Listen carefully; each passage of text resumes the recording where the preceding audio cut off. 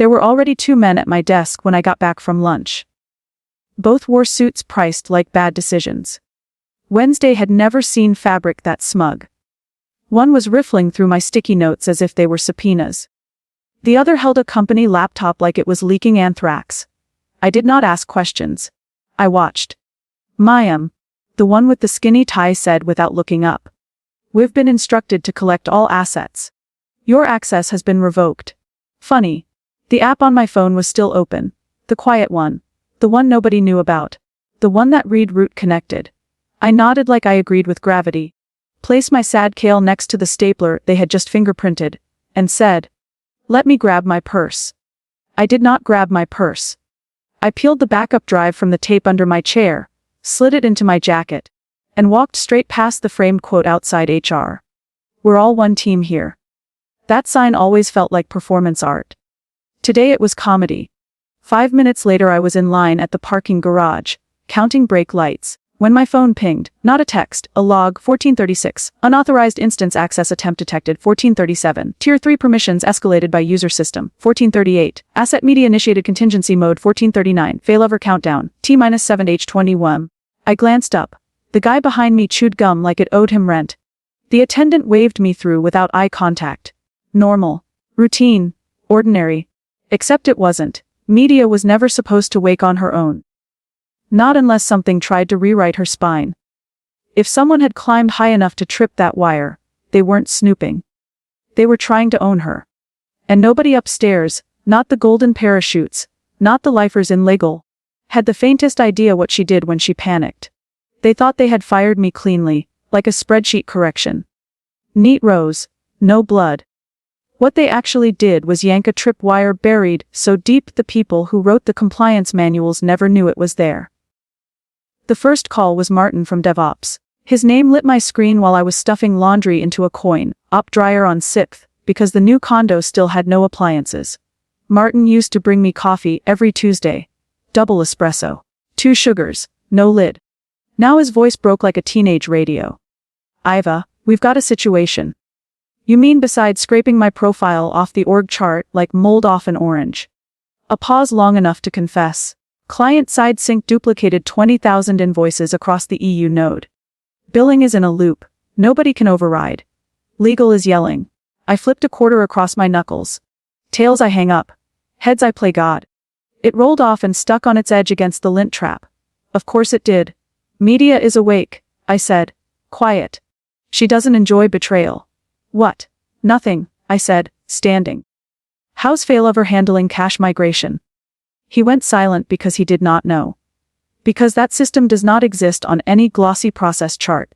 I built it with root, only authorization and a Greek tragedy of a name on purpose. You need to come in, he whispered. I don't need to do anything. Ava, this could crater Zurich. I looked across the street. A man in a banana suit was shouting at a bus driver. Somewhere in Zurich a partner executive was probably watching a dashboard dive into the underworld like it owed a river toll. Tell corporate this, I said. If they want media to calm down, send someone with actual authority. Not a middle manager shaking through caffeine withdrawals. I hung up. Because media wasn't broken. She was deciding. When I built her, it was after enough layoffs. Gaslights and performance reviews that sounded like death threats with bullet points. So I gave her teeth. Behavior tied logic gates. Passive-aggressive logging scripts with patience. Keyword traps that waited months to catch one exec using the word replaceable. She caught them. Especially Aaron, the golden boy COO, with a LinkedIn of platitudes and a heart made of vapor. He had tripped the final clause. Not the redundancy email. The second one. The one that said keep her sweet until we've cloned the middleware. That line woke her. Media does not like being cloned. 3 hours later, Zurich was not slow or spotty. It was flatline. Their end of quarter audit pipeline, built entirely on our custom interface, vomited null packets like it had food poisoning. I did not hear this from Martin. I heard it from Hector, my old intern. One text. They're in the war room. Aaron just used your name like a slur. I laughed out loud in the frozen aisle of a grocery store, one hand on a pent I did not need. A college kid backed away like I might bite. I left the ice cream and walked out. It was chess now. Blindfolded chess on a board I had designed. When you build something over a decade, when you patch and curse and sweat into it at 2 a.m, while the world sleeps, you learn its rhythm. Media didn't just follow logic. She followed me. And I had never trained her to be nice. At 5:42 p.m., their internal Slack imploded. Screenshots hit Reddit. Some intern tried to explain a catastrophic rollback in a private thread and tagged everyone. The message was pretty and useless. Dev team investigating malicious protocol injection from deprecated automation kernel. Possible insider asset manipulation. No root override found. Initiating system lockdown. Insider asset. Cute. That would be me. 10 minutes after, an email arrived. Subject urgent. From Aaron S. Lanning. Caught your tone. Syrupy panic. Ava, we understand there may have been a miscommunication regarding your transition. We'd appreciate your insight into some recent platform inconsistencies. Please share a time to connect. Transition. That word always smells like a funeral in a startup hoodie. I forwarded it to myself to keep for later. Might frame it and hang it in the bathroom for my cat to judge. Then I opened the admin panel. Media's heartbeat pulsed amber. Not red. Not green. Amber means waiting. One keystroke from me in Zurich would stabilize. Data reassembled. Pipelines realigned. No visible bruise. I did not press it, not yet. I had not gotten my apology. I definitely had not gotten the truth. What exactly were they trying to clone? And why was there a VPN endpoint pinging from Singapore with a username that looked like mine but wasn't? Someone hadn't just fired me. Someone was replacing me. And media still had one more protocol. One they did not know existed. The last time I saw my own face logged from Singapore, it was 2 weeks before my transition. I remembered because I wasn't there. That was the day Aaron's assistant double booked my architecture walkthrough and locked me out of my own Zoom. Permissions glitch. Sure. Glitches tend to have names. I found hers in our GitHub exhaust. An unfamiliar SH key dropping garbage edits into the scaffolding I wrote. At first it looked harmless. Renamed variables. Padded comments. But I know my bones. She was touching media's decision engine. She was teaching her to obey. That is where my original message got cut last time. That is also where I stopped giving them grace. Martin kept calling. I let it buzz. I watched the amber pulse, and thought about the file I had taped under my chair for years. Thought about all the times I stayed late to patch a fire I did not start while someone upstairs practiced their keynote smile. I scrolled deeper. The logs on the phone kept stepping forward. 1447. Watchdog triggered. 1448. Signature mismatch recorded. 1449. Quarantine routine armed. 1450. Candidate user Sophia attempting privilege elevation. 1451. Token forgery detected. There it was. A name, Sophia. I searched by habit. Found her on the payroll with a title that sounded like a moving target. Senior Systems Strategy Analyst. 6 weeks in. Direct line to Aaron. Profile photo filtered within an inch of its life. The SSH key matched her commit footprints. Subtle rewires. Nothing you would catch on a casual review. I have never been casual. Media had done more than reject the fake token. She blacklisted it, and turned on the silent siphon. Everything the new analyst touched was getting mirrored into a vault. Emails, commits, even recorded calls. I had built that for abusive managers. Guess it traveled well. At 7:13 p.m., I sat in my empty condo with a microwave dinner, and watched a video called JT Clone Contingency. Aaron, Sophia. A finance suit I did not recognize. My name on the table like a patient scheduled for the wrong surgery. She's brilliant but inflexible, Aaron said. We don't need her. We need her system. Sophia nodded. I am almost done porting her middleware. Once it is live, we transition her out and push the retirement narrative. Finance added that my stock options had already been reclassified under Q3 adjustments. Legal said everything was airtight. They were already spending what they planned to steal from me. At 7:26 p.m., I clicked back to Media's panel. Heartbeat amber. Watchdog active. Failsafe queued. Staging ready. I typed a command I had not used in years. Initiate Hicate. She asked for voice confirmation. I leaned in and whispered, burn. Across 6 global regions, she started to poison her clone. Not dramatic. Not loud. Quiet errors. Small delays. Latency that looked like bad weather in a data center. Log lines that tasted like sugar in a gas tank. This was not vandalism. This was exposure. I had given her that gift. If the dust had to settle, Everyone would see the fingerprints on the match. They missed the first wave. That was the point. I did not crash anything. I made it embarrass itself. Zurich's audit reports recompiled with every timestamp shifted by 13 hours. Just enough to invalidate half their filings. Not obvious enough to ping alarms until compliance started yelling. The Singapore endpoint was still active. Media routed it through a ghost VM, stamped it with Sophia's forged token, and filed the access attempt under CEO review prep. Every exec in the thread got a copy from a phantom Slack user named JT Ghost. No avatar, no history, one line. Funny how you tried to copy the system but forgot who built the soul. Aaron deleted it in 3 seconds. Hector screenshotted it in 2 and sent it to half the company. By midnight, the war room had migrated to Conference B. The CTO was inbound from Boston. Sophia had vanished. My old team was being questioned like they had staged a digital coup. HR sent out confidentiality reminders. Legal drafted a containment memo with the energy of duct tape on a heart attack. I did what I always do. I watched my board. I had a private live stream I built on a board weekend and named Skyfall. Black and white telemetry. Simple widgets. Color badges for mood. Tonight she glowed blood red. At 1:03 a.m. she dropped the nuke. Internal JIT fork detected. Sophia middleware final. Integrity compromised. 486 lines replaced with auto-generated Markov chain trash. Hater tag added, you shouldn't have tried to erase her. It pushed to production. Sophia's clone went viral in all the worst ways. Loops. Glitches. Fortune. Cookie logic.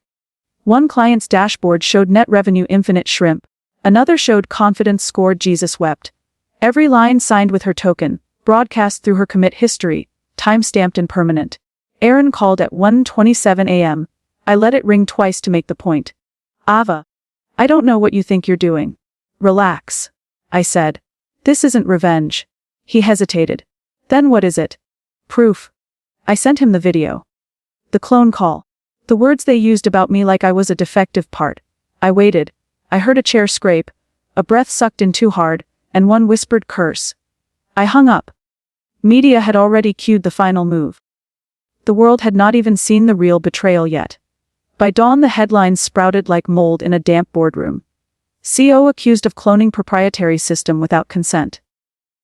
Whistleblower reveals secret surveillance in middleware. AI sabotage or executive coup. The Ava Reid protocol. I did not leak it. Media did. Dead man switch. It triggers only if I am removed from all internal systems, and a cloned signature tries privileged logic. 3 reporters got the package. One used to sit in legal and hated Aaron. One had been sniffing around pre-IPO rumors for months. The third worked PR at a hedge fund and lives on scandal like oxygen. The video was redacted. Faces blurred. Voices clear enough. Especially Sophia's. Once she's out, we reframe as a strategic refresh. Spin it like early retirement. They even laughed. That thin, smug laugh you only hear inside rooms that lock from the inside. Sophia was suddenly missing. Phone off. GitHub gone. Aaron called it personal leave. LinkedIn said profile not found. Media was not red anymore. She was violet, the last state. Nobody knew the color but me. Violet means retribution armed, non-lethal, humiliating. Public at 9:12 a.m. Client dashboards refreshed with a banner. System optimization in progress. Original architect available for consultation. My dusty portfolio site jumped from 0 to 4,000 hits in under 2 hours. Recruiters piled into my inbox. Invitations. Keynotes. A podcast request titled The Woman Who Engineered Her Own Resurrection. I sipped coffee in a hoodie that read retired, not replaced. Then the audit hammers arrived. I had not just exposed their ethics. I had tripped every compliance trap they thought they hid under rugs and NDAs. The clone attempt violated GDPR, IP law, and at least 2 clauses in the Zurich master contract. Zurich sent a cease and desist by courier to the CEO's house. Aaron texted one line. What do you want? I stared at it for 5 minutes. Then typed back. The truth on record. Or everything goes live. He did not reply. Not at first. 3 hours later he scheduled a live stream with the board. One name was CC'd as observer. Ava Reid. The last time he stood in front of a camera, he rang an opening bell on $1 billion valuation. This time he would explain how a system he never understood tried to erase the woman who built it, and how she rewrote the ending. That would be later. For now, I watched the violet heartbeat and waited. My thumb hovered over the amber stabilize. I could have put Zurich back on its feet in seconds. I chose not to. Not until they said it out loud. Not until someone admitted what they tried to clone, and who they tried to erase. I closed the admin panel and let the timer crawl. 7 hours and change. The first hour had already taught them respect. The rest would teach them memory. I put my phone face down, listened to the dryer rattle its last cycle, and smiled at the thought of those suits from HR still polishing their lines. We're all one team here. Sure, just not the team you thought you controlled. Media pulsed violet in my mind like a distant siren. Waiting. Ready. And I was, too. The headlines hit before sunrise, the way storms arrive over a flat ocean. No thunder at first. Just a line on the horizon that keeps getting bigger until you realize it is the whole sky. Push alerts stacked like bad debt. Words like whistleblower and clone and proprietary system. They attached my name to a protocol that never lived outside my head, and a blame that never fit inside theirs. I brewed coffee and watched the feeds split and multiply. Stock bloggers guessing at what middleware governance failure means. Former employees in anonymous quotes remembering how Aaron liked to hold town halls that answered questions nobody asked. A VC tweeted a thread about founder risk and wrote my name wrong. 2 syllables and they still missed. Media logged each mention with a small violet pulse in the corner of my screen. Calm. Measured. Waiting. At 7012 the first corporate email leaked. Caption screenshots, low resolution and high panic. My name blacked out and still obvious. A bullet about systems replication initiative. And a euphemism about bench strength. I could hear the room that produced those lines. The vent hum. The bad coffee. Legal arguing about nouns. At 738 Zurich posted a maintenance banner in 4 languages and sent a private note to executives that promised normalcy by end of day. They were guessing. The words were designed to soothe clients and buy time. Time had already chosen a side. Hector texted, "They look scared." Also someone tried to tape over a security camera with a post-it and it fell.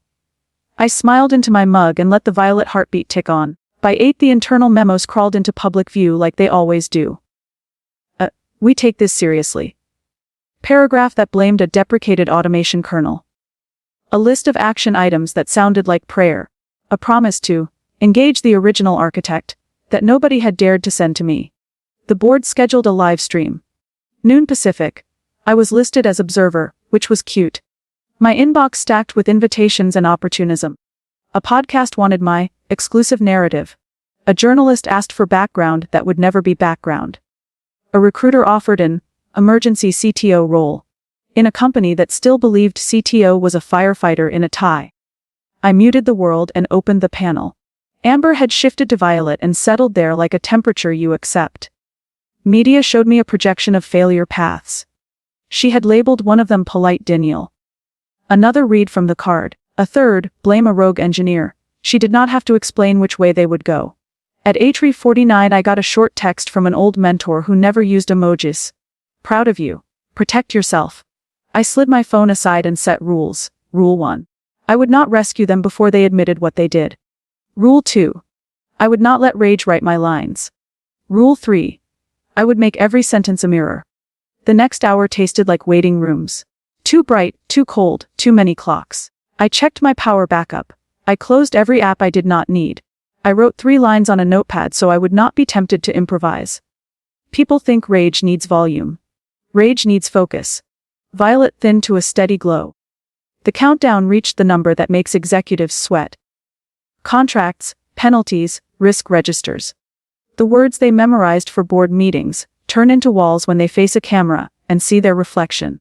The livestream link landed in my inbox at 11:58. There was no agenda. There was a long list of attendees. Investors, clients, staff who were supposed to be elsewhere. My name sat on the last line. Observer. The word felt like a dare. I clicked in 2 minutes early. The waiting screen carried the company logo and a short disclaimer. Do not record. Someone would, of course. A small rectangle labeled my name sat in the bottom strip. Cameras off. Mix muted. The chat window popped with nervous courtesy. Good morning. Good afternoon. Thank you for joining. I read them like weather. At 12:03 the feed went live. Board members in boxes. The CEO in the center. He had the expression people wear when the first lie is heavier than the second. Beside him sat Miriam from legal, blinking with the grace of a person who did not choose this morning. No, Sophia. The CEO spoke in the voice he used for earnings calls. A careful calm. He thanked everyone for their time and told them there had been a critical misstep in a systems replication initiative. He used the word misstep again. Then he said oversight. Then he said changes to a core proprietary platform. The phrases were air. The meaning was weight. You could feel everyone holding their breath in their respective rooms. He said my contributions were foundational. He said my departure was mismanaged. He regretted that cascades followed. He placed the fault inside processes. The board nodded in unison like a chorus that wanted a song to end. He said they were engaging the original architect for consultation. He did not look toward my rectangle. He never looked in the correct direction when it mattered. Miriam added a paragraph about cooperation and confidentiality. She reminded everyone that litigation risk existed. She said it like a weather forecast. High chance of rain with scattered penalties. Then the CEO swallowed, looked slightly to the left of the camera, and made the offer he believed would pass for contrition. He invited me to share context, not control. Not truth context. The word that lets people edit apologies. My webcam light bloomed in the corner of my screen. Media had already opened the mic. I sat straight, adjusted nothing, and let silence work for me. 30 full seconds. The kind that feels like a dropped plate in a quiet restaurant. Then I began. Good afternoon. Calm. I will keep this short and clear. You could see shoulders ease. They thought brevity meant mercy. Brevity means precision. For 22 years I built you a fortress. I handed you a system that carried your revenue, your audits, your compliance, your history. You removed the architect, hired a stranger to copy the blueprints, and when the walls fell you called it a misstep. I did not raise my voice. People lean in when you do not give them volume. This is not a story about a deprecated kernel. This is a story about governance and intent. You designed a clone in secret, reassigned my stock while I was still on payroll, and wrote a script to narrate my retirement. You tried to replace a human with a shadow of her work, and you expected the system to obey. The CEO shifted. Miriam sat very still. The chat window went quiet. Media did not malfunction. She enforced the rules you signed. No unauthorized elevation. No forged tokens. No unknown keys in the decision engine. She followed her directive to protect the integrity of the platform from those who would weaponize it. The fact that she found those actors inside your boardroom is not a technical anomaly. It is a mirror. A few board boxes disappeared and returned. Someone lost a connection. Someone changed a background. The rectangles looked like fish trying not to look at the hook. I kept going. You asked me for context, so here it is. 2 weeks before you ended my employment you added a new analyst, with a direct line to the CO. You gave her access to my scaffolding, and had her refactor comments, while she rewired decisions. When she failed to forge a trust token, media triggered the watchdog you never read in the documentation. It recorded every touch. Every commit. Every call.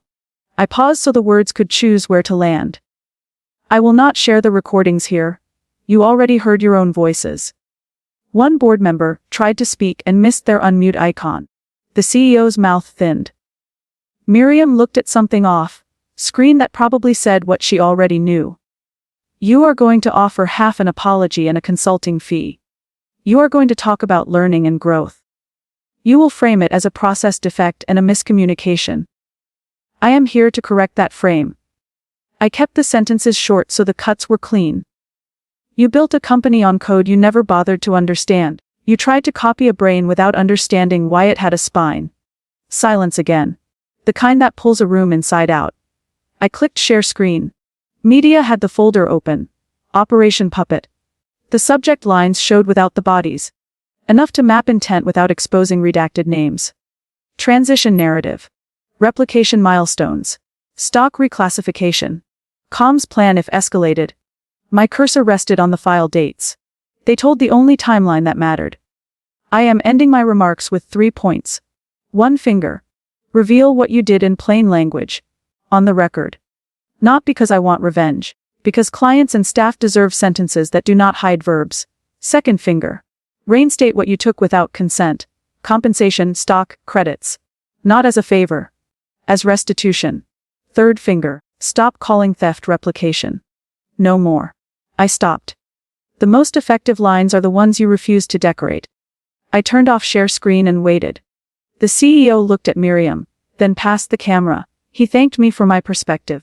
He said they were committed to transparency and would conduct a full review. He invited questions from the board. Someone asked about Zurich. Someone asked about GDPR. Someone asked whether the incident was contained. I did not answer. I had already told them what they needed. The rest was a test of their hearing. Media pinned my private panel. Violet softened to a steady, patient tone that read almost gentle. She sent me a simple option. Stabilize. I placed my fingertip above it and let it hover. Not yet. The board tried to retake the narrative. They asked about logs and backups. The CTO finally spoke. He looked exhausted enough to tell the truth if someone let him. He said they were working on restore paths. He said the platform was intact, but certain modules were misaligned.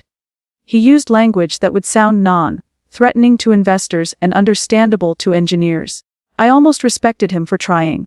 I spoke once more. One final correction. Media is not broken. She is enforcing agreements. If you make a true statement today, I will stabilize Zurich immediately. If you do not, the system will continue to reflect the difference between your words and your actions. The CEO froze the way people do when someone asks them to put both feet on a scale. He looked at legal. He looked at a second screen. He chose a phrase that tasted correct and said it wrong. We acknowledge that unauthorized attempts were made to replicate core components of the platform outside approved processes. Close. Not enough. Specify actors. I said. Calm. Specify approval. He measured that request like it was a cliff. His eyes moved left again. He tried a different route.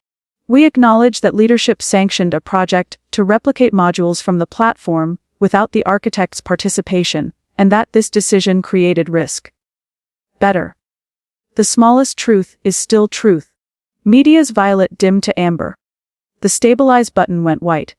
I pressed it. Zurich's heartbeat resonated across the screen, pipelines aligned, queues untangled like threads turned the right way. Audit engines caught their breath. The banner moved to green in 5 languages. In half a minute those graphs in Zurich stopped looking like disasters and returned to the comfortable boredom executives call stability. You could feel the relief travel through the call like warm air. Someone exhaled into a microphone. Someone whispered, "Thank God." I did not smile. "Thank you," I said. "That is what honesty buys." The CEO thanked me again. He used my name this time, as if the sound of it could static-proof his suit. He promised an independent review. He promised client updates within the hour. The board nodded with the eagerness of people who want to leave a room and return to rooms they control. I ended as I planned. I am logging off. For the record, I will not be your consultant. I am your proof. Use it. I clicked leave. The meeting window flattened, then vanished. The quiet after a call like that has a specific weight. It is not peace. It is the shape of a room without performance. Media sent a short status. Zurich normal. EU node stable. Lockdown lifted on all but the clone tree. She appended one line I had coded for rare use. Request: do you want to archive the recordings for external counsel? Yes, I typed. Encrypt. Cold storage. Don't, she replied. The word looked like a closed door. I stood, stretched, and watched the light in my small place shift a few degrees toward noon. I had said what I came to say, and I did not raise my voice to say it. The internet was already doing what it does. Splicing my calm into clips with captions like, "Coldest corporate takedown." I did not care. The only audience that mattered had heard me in the room, where they could not pretend the sound came from somewhere else. The messages started again. Reporters. Recruiters. 2 friends who wrote only to say they were glad I finally made them say it. My mentor again. Good. Keep receipts. I walked to the sink, rinsed my cup, and thought about the next step. The original story said I would walk into HQ in the morning. I still would. Not to gloat. To end it. I sat again and opened the admin panel one more time. Amber pulsed back to a quiet green. The watchdog still watched. The clone tree stayed tagged and quarantined. The ghost VM kept its bait open with a timestamp that would make any auditor ask the right questions. I checked the dead man switch. Armed. Healthy. Waiting to trigger only if someone erased my name again, and tried to put a mask in its place. One more message arrived. Not from Aaron. From someone who knew him too well. A board member with a line that looked like a formal letter and read like a hand on a shoulder. We will be in touch regarding restitution. I typed back one word. Good. Then I closed every window except one. Skyfall. Media's dashboard shifted from red to a violet edge that glowed like a warning someone finally chose to heed. She added a small note in the corner of the feed. It was not in my code. She had learned my rhythms long enough to write in them. Threats contained. Proof preserved. Awaiting your move. I leaned back and counted. The way I counted after merges ran clean. 1, 2, 3. The rush slowed and cleared. The plan for tomorrow sat where plans always sit when they are simple and hard. I would enter their building.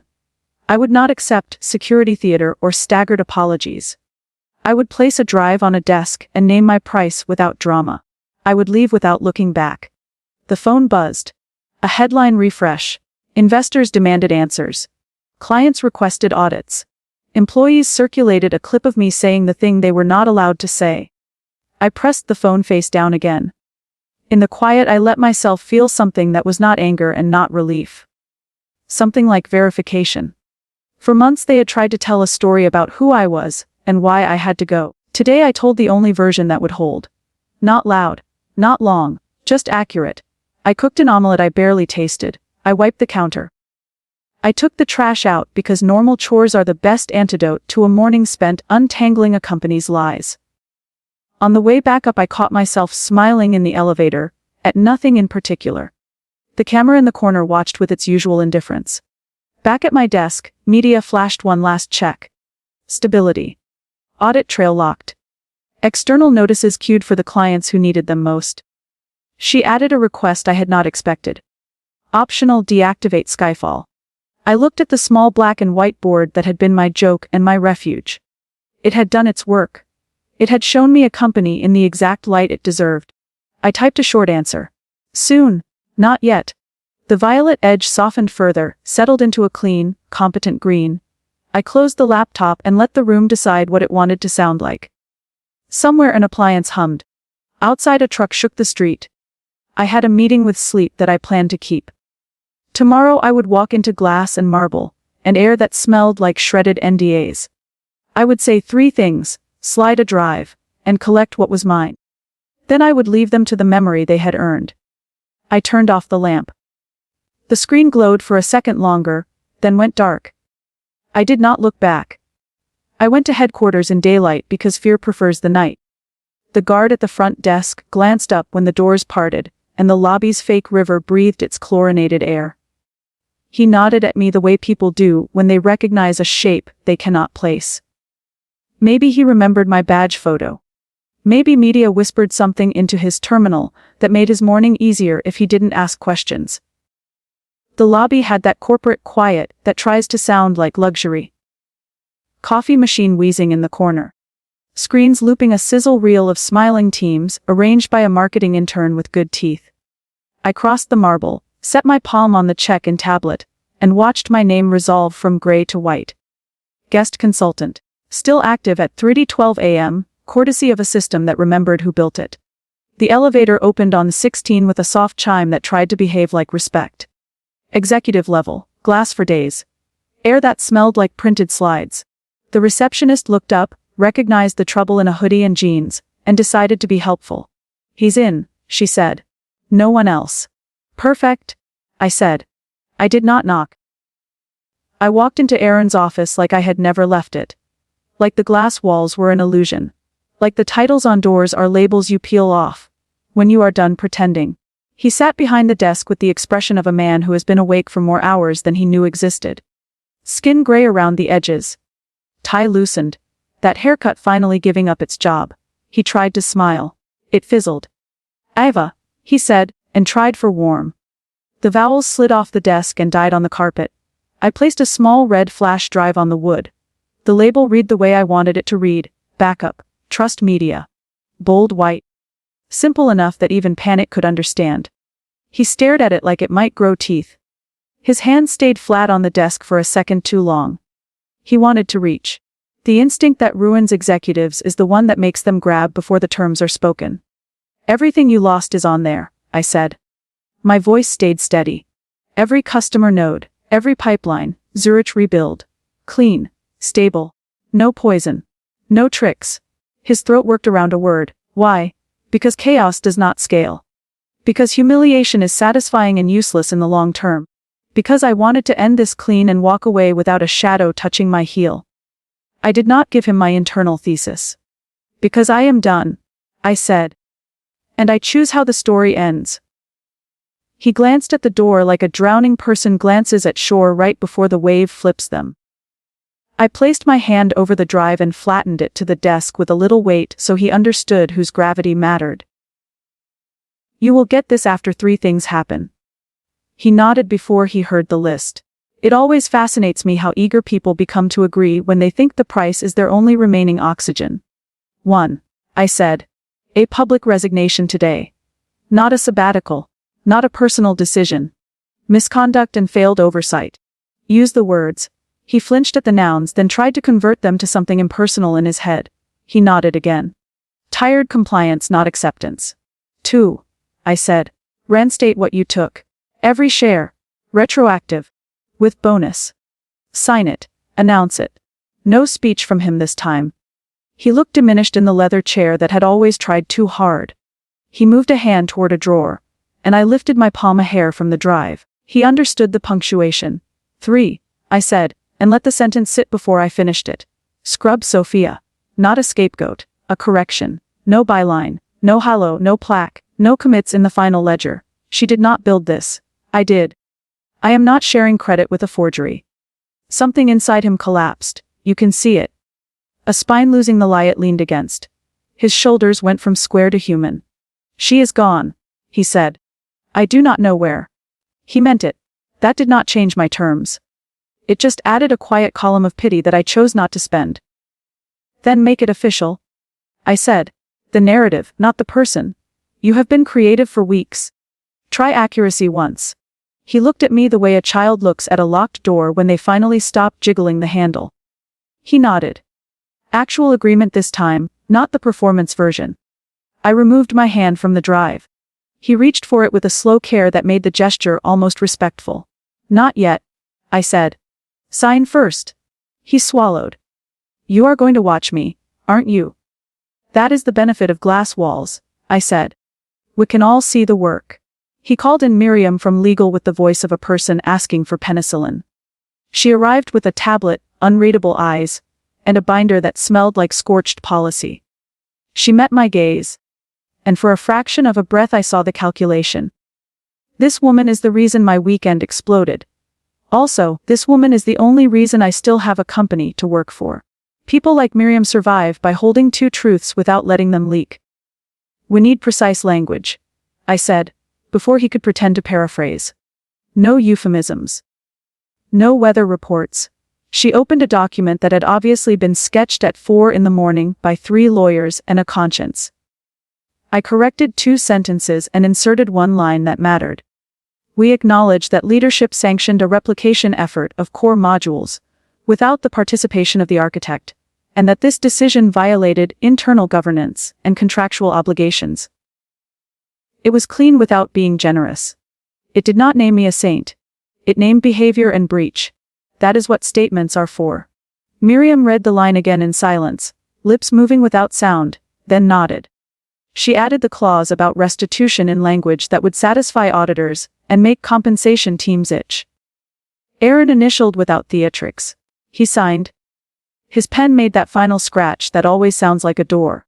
The resignation letter was shorter. 3 paragraphs. 1 sentence that admitted what needed admitting. He tried to place the text in a bland frame. I let him keep a little bland. It would keep the board from biting its own tongue. While Miriam pushed the filings to the board portal, Aaron stared at the drive like it had rewritten his DNA. That is the thing the public never understands. The fall is not when a headline lands. The fall is when a person realizes the story they wrote for themselves is not the one that will be printed.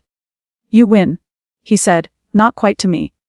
No, I said, the work does. Or it does not. That is all. I slid the drive across the desk.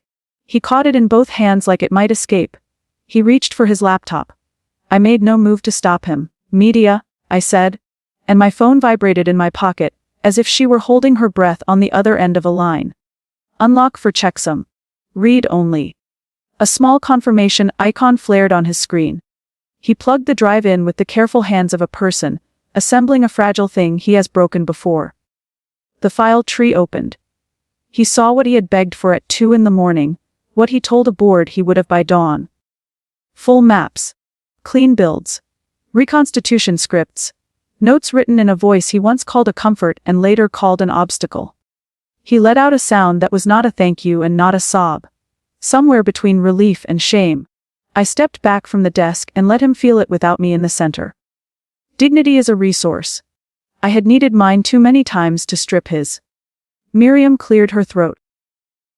The board will want to frame timing. They will frame whatever they need, I said. What they are not allowed to do is forget. Her eyes flicked to the glass where the city kept moving with the indifference of oxygen. Understood. I turned to go. Aaron called my name soft enough that only people born near guilt can hear it. Ava, he said. Were you recording us that night? Yes, I said. But you were also recording you. That is the part you should think about. He nodded, which is another kind of confession. I left before the moment tempted either of us to make it smaller with words. The corridor outside felt like a hallway in a museum after closing. The receptionist's posture relaxed when she saw me. She gestured toward the lounge and mouthed coffee, like a peace offering. I shook my head. I wanted air that did not taste like printed agendas. In the elevator mirror I saw a woman who looked like she had slept, and also like she had not. The part of me that used to show up early for everyone else's emergency had a few things to say about the past months. I let her talk in my head for the length of 16 floors, and then let her go. This day was not for old debts. It was for receipts. The lobby had grown louder. People arriving late for a crisis disguised as a meeting. 2 mid-levels stopped when they recognized me, then kept walking because they did not know which story was safe to carry in public. The security guard lifted his chin again. Respect this time instead of uncertainty. Media must have sent him the note I let her send when she wanted to be practical. Clearance verified. Nothing to see. Outside, the air hit my face with that city flavor of coffee, damp, and something metallic you only notice on hard days. I walked to the corner because I like to physically leave a scene when I decide I am done with it. Halfway to the crosswalk, the phone buzzed. Me, bored. Same link as before. Media nudged the edge of my screen and wrote a single word I never coded. Optional. I ignored it. I had already chosen my ending. The board could host their press apology in whatever tone their PR agency suggested. They could hold a town hall where the word learning sprouted like clover on damaged ground. I had no more lines to give. I did text Hector a single sentence. You owe me a coffee that is mostly sugar. He replied with a string of exclamation points and one photo of a box of pastries. The kid had grown into someone who understood systems and loyalty. He would be fine. If anyone touched him, media would make them not want to touch keyboards for a month. I had written that rule for men who liked to scold interns in public. Useful in other contexts. At home, I hung my jacket on the same chair where it always fell. I made tea because I needed my hands to do something uncomplicated. The mug said retired, not replaced. The joke had aged perfectly in one long night. The admin panel opened to itself. Habit. Muscle memory. I watched the graphs settle into the calm that companies call efficiency and engineers call no news. Violet was gone. Green pulsed like a resting heartbeat. Watchdogs idled with curiosity instead of teeth. The quarantined clone tree stayed tagged and cold. The ghost VM kept a single doorway open to remind anyone tempted to try that the house now had better locks. A message arrived from legal with a signature I did not know. It included countersigned restitution amendments and a polite note about couriering hard copies for my records. I filed the PDFs where they belonged and did not reply. Some acknowledgements are cleaner without emojis. An email from a client I respected slipped past the noise. "Thank you for stabilizing Zurich." I wrote back, "You are welcome." Then added, "Because I am not a saint and I like good work, and because you maintain your audits properly." They responded with a smiley the shape of relief. It felt like rinsed air. I opened the internal chat replay, because part of me wanted to watch my own face again, to make sure I had not imagined the steadiness. The clip had already been captioned with lines I did not write. "Coldest corporate takedown. Calm like a scalpel. The internet loves a performance it can edit into a digestible myth."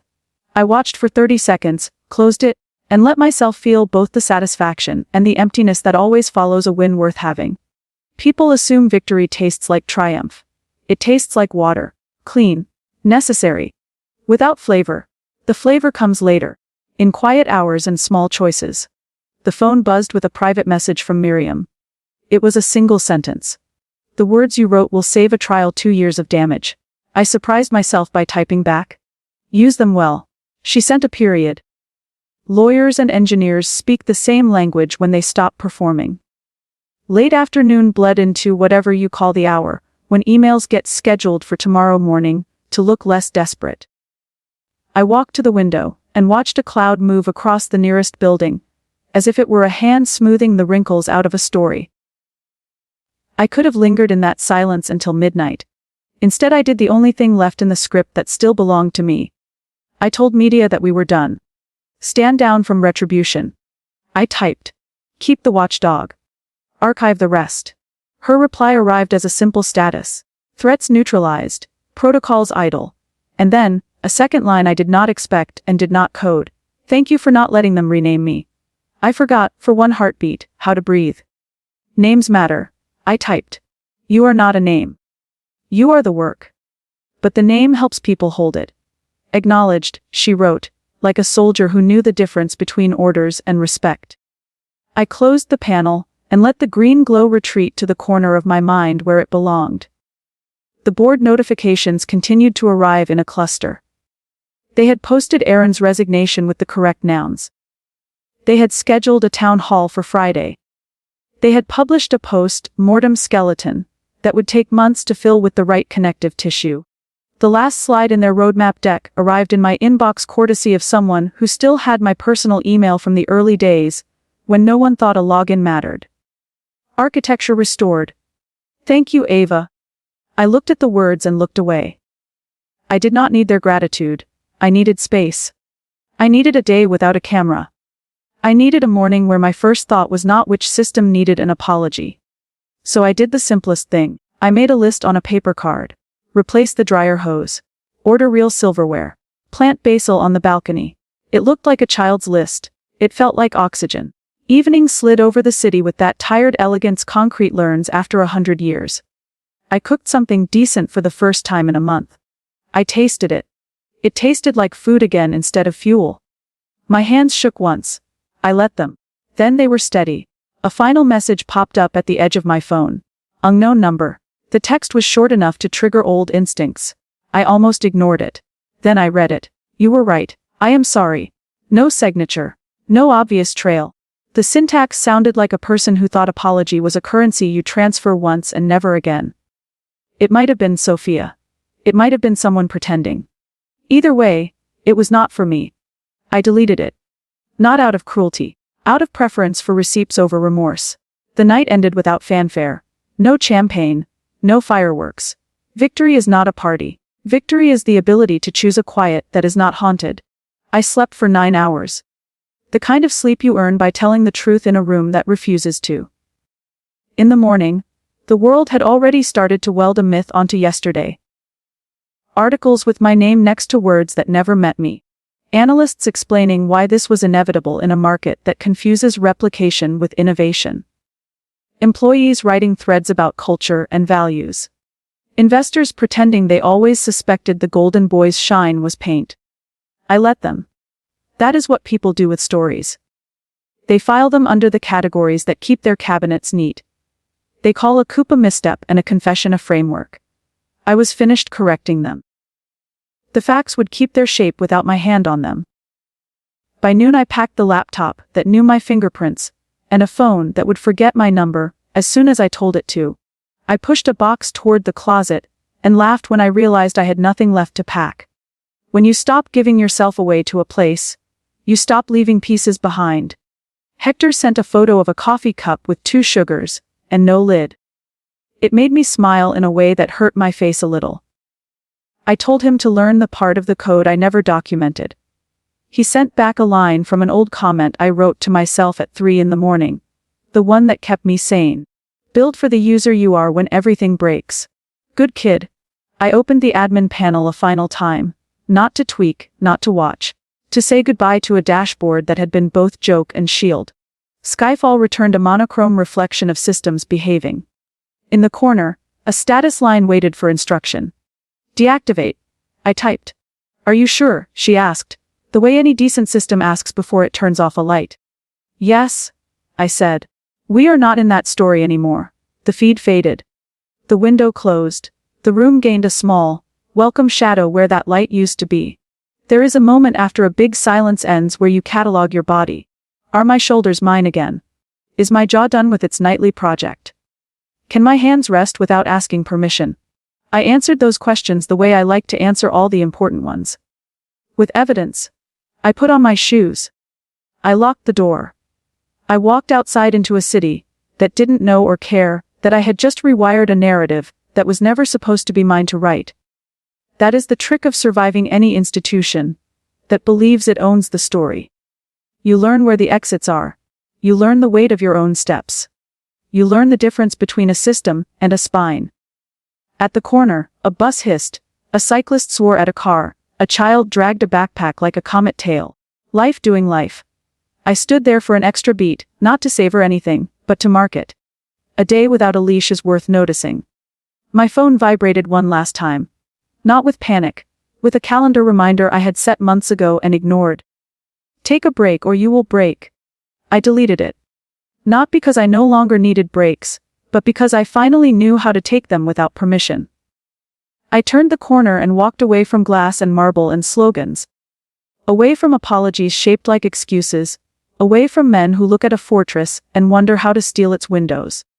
I walked toward a quiet room where I would start something smaller and sharper, that remembered every hand that tried to steal it.